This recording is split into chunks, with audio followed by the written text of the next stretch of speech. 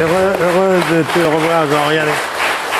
50 ans de dessin, un livre, une exposition. Alors, Éric Fotorino a été votre patron, Jean, au journal Le Monde. Ouais. Le voici ici. Un très bon patron, d'ailleurs. Oui, oui. Je l'ai connu cycliste, journaliste, puis patron de presse. Et on a réussi à ne pas s'engueuler, il le raconte dans le bouquin, pendant les années où il a été directeur du journal Le Monde. Alors, pour cet anniversaire, 50 ans de dessin, 22 000 dessins publiés, exposition à la bibliothèque François Mitterrand, qui célèbre ses 50 ans de dessin, actuellement jusqu'au 20 mai. Avant, Jean, que vous arriviez, les deux dessinateurs célèbres, c'était Jacques Faisan, dans Le Figaro. Pour Le Figaro, oui, et que j'aimais beaucoup. J'étais d'accord sur rien, mais j'aimais beaucoup Faisan. Il me donnait des conseils, comment ranger les dessins. Justement, les 30 000 dessins que je donne à la BNF, à la Bibliothèque nationale à Tolbiac, à Paris, eh ben, c'est grâce à lui que j'ai commencé à les numéroter. Et puis, j'ai connu aussi un grand dessinateur de l'Express, Tim, qui était aussi alors, j'étais plus en affinité avec lui politiquement, mais en fait, on se rend compte à quel point il y a des relais. Il y a des dessinateurs qui donnent des trucs. Et Cabu était venu dans mon bureau au Monde et Charb aussi, les deux, ils ont été assassinés, pour me demander comment... Un des piliers de Charlie Hebdo. Il me disait comment tu fais, parce qu'il savait que je numérotais mes dessins. Et j'en suis à 30 000. Je cite... Grâce à mon assistante Maïté, qui fait un boulot au journal de tout mettre en place. Et si on a réussi à mettre les 30 000 dessins à la bibliothèque, oui, c'est incroyable. C'est parce que j'ai la chance d'avoir, et je remercie le journal, de m'avoir toujours donné un dessinateur. Moi, je suis privilégié. Hein. Le fait d'avoir une assistante qui m'aide tout le temps, c'est quand même appréciable. Alors, un extrait du texte d'Éric Fotorino. Plantu ne se plaint jamais. Il a trop conscience de sa chance d'exprimer ce qu'il ressent chaque jour. Mais la liberté a un prix. Plantu ne circule plus sans l'escorte de 2 policiers armés qui l'accompagnent partout. Vous avez eu une protection rapprochée afin de vous protéger des extrémistes. Il faut quand même le savoir. Il n'y a pas beaucoup de pays dans le monde où on peut exprimer son métier comme ça. C'est aussi important de le savoir. Et quand je vais en Belgique, à Molenbeek, on travaille beaucoup avec les jeunes dans les écoles.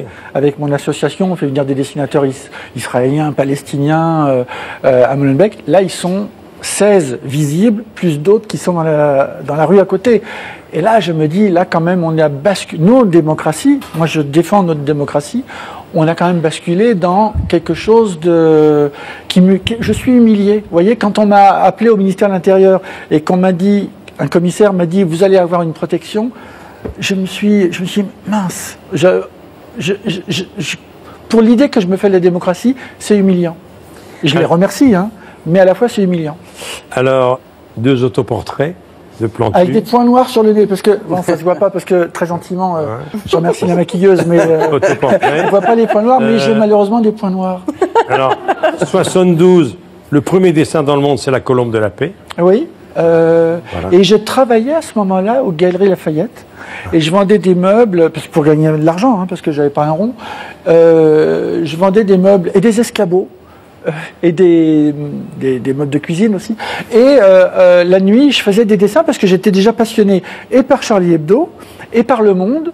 Et il y avait ce qu'on appelait la ligne claire au journal. Et j'avais pas le droit à l'époque de faire des grisés. Et donc on est au moment de la guerre du Vietnam, en 72, et j'ai fait ce dessin-là au moment de ce qu'on a appelé les accords entre Le Duc Tho, qui était le représentant du Vietnam, les accords de Paris, avec Kissinger, qui était le représentant américain.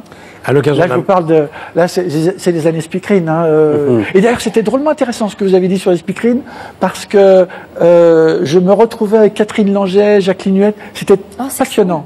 Passionnant. Alors moi, je l'ai regardé en noir et blanc. Hein. Malgré vos points noirs, vous faites très jeune. Hein. Vous êtes très surpris. C'est gentil. Alors, à l'occasion de la mort de Rézère et de Hergé, le père de Tintin, en 83, c'est la première fois qu'on dessine des testicules à la une du Monde. Ouais, j'étais triste parce que à la fois Hergé venait de mourir. Pour moi, c'est un dieu. Je vous le dis en passant, c'était pour moi un dieu. Et hier, j'étais dans une école et les petits jeunes ont dit « Monsieur, vous avez dit Dieu. C'est pas possible qu'on puisse dire... Je dis « Bah oui, mais Hergé, c'est un dieu. » Non, non, arrêtez avec ça. Donc c'est nouveau, hein, ça, jamais on m'avait fait ça, je vous le dis. Donc Hergé venait de disparaître et j'étais triste. Et Reiser, immense dessinateur de Charlie Hebdo, qui le rejoint pour moi au paradis. Donc, et oui, cher ami. Donc, j'ai fait la petite bulle avec le phylactère à la Tintin, avec les petits rectangles, avec les petits trucs biseautés comme dans le métro. Et puis, Tintin qui dit bordel des merdes. Et la grande, c'est à la une du journal, hein, on est en 83. Et je fais mon petit gros dégueulasse, il s'appelait Gros Dégueulasse. Ce personnage, c'est impossible de montrer des dessins comme ça dans les écoles tellement c'est. Et donc, il avait toujours un gros slip. Il y avait des mouches, il y avait il était un peu schlingo, et il y avait la couille qui dépassait, et le rédacteur en chef n'a pas vu que je faisais une couille qui dépassait dans un dessin à la une du Monde en 83. Mais quand on regarde vos dessins, il faut prendre son temps parce qu'il y a beaucoup d'éléments de diversion. Ouais. C'est à la deuxième, troisième, voilà qu'on découvre des choses. Alors, il doit vraiment, vous manquez beaucoup Sarko parce que bon client. Alors c'est Sarko qui vous reproche de dessiner des mouches au-dessus de lui. Oui, mais c'est presque trop facile parce que voyez, je faisais un rond comme ça. Ouais. J'utilise l'imparfait. Ouais, on y va. S'il regarde la télé, je suis désolé, j'utilise l'imparfait. Mais donc je faisais les yeux qui tombent comme ça, le nez comme ça. La bouche qui passe sous le nez, comme ça. Ouais. Les dents, alors il y a toujours le côté gnarc-gnarc, hein, évidemment. Ouais. Et alors, les joues qui passent sous le nez, comme ça. Les oreilles de Spock, voilà. Voilà. Alors, le reste, à la règle. Voilà.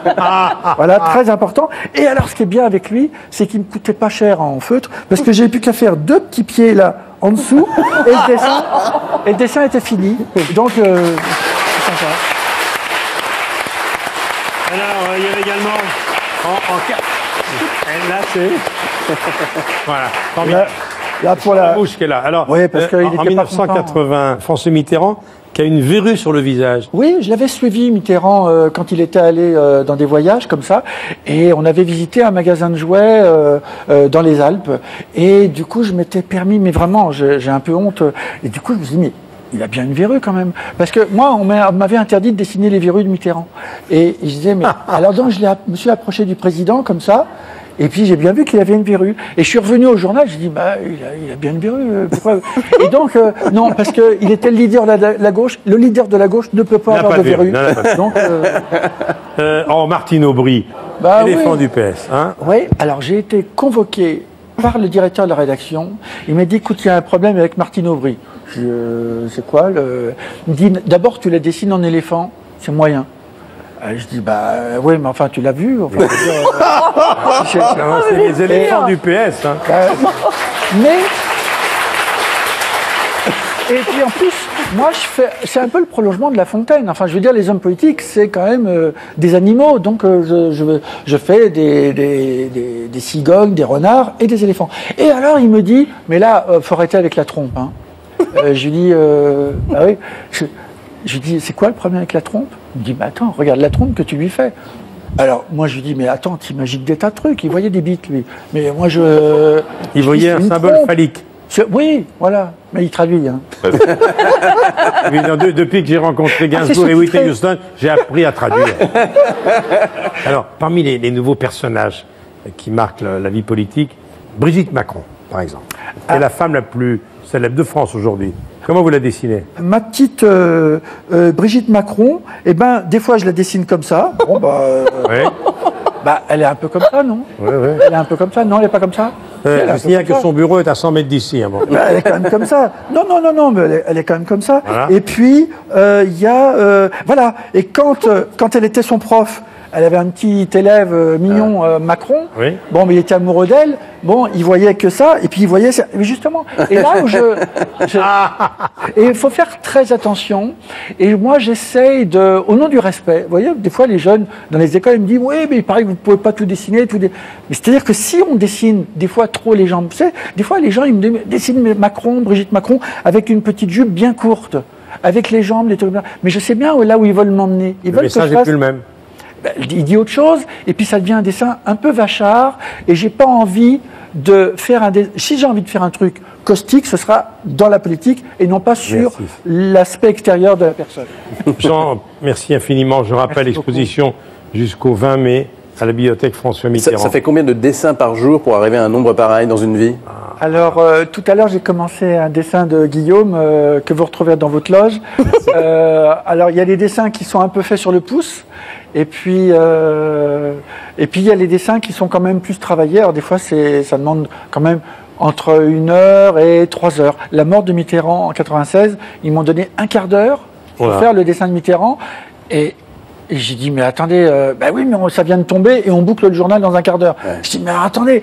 Et le rédacteur en chef me dit, mais ça fait 6 mois qu'on me dit qu'il est malade.